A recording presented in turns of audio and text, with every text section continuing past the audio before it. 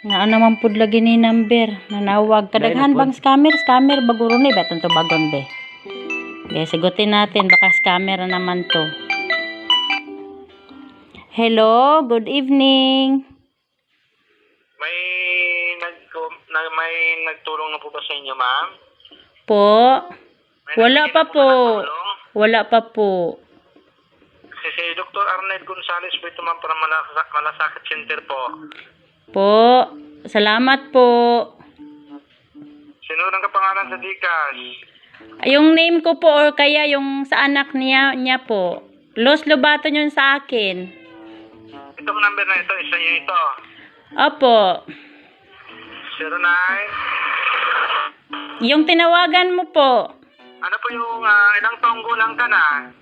38 na po. Kailan ka nag-38? Noong December.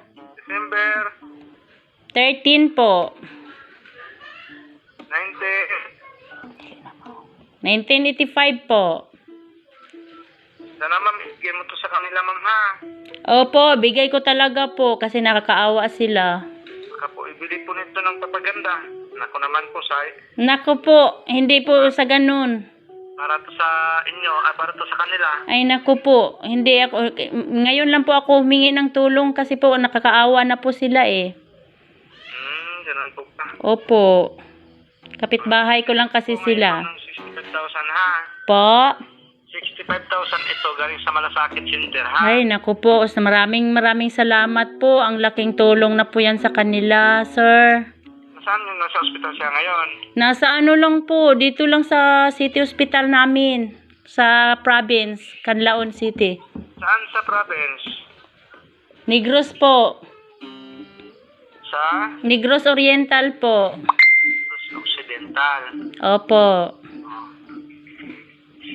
Tingnan mo dyan sa text message, ma. May sinesend po ako sa inyo na referral code para sa pag-transfer sa 65,000. Opo, ang laki naman. Maraming salamat Tingnan mo sa po. message po. May anim na number dyan. Pakibanggit agad. Opo. Sana po, kayo lang po ang magkasakit dahil sa pangluloko nyo po. Sana mang ulol ka. Wala kang kwentang tao. Opo, kayo ang walang kwenta po. Sana kayo ang mamatay. Ulol. Sana kayo na lang ang nagkasakit. Ulol. Ulol, mas lalo kayong ulol, mga manluloko, scammer.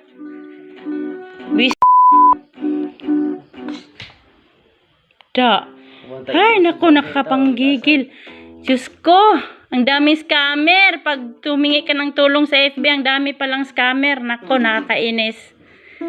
Ay, naku.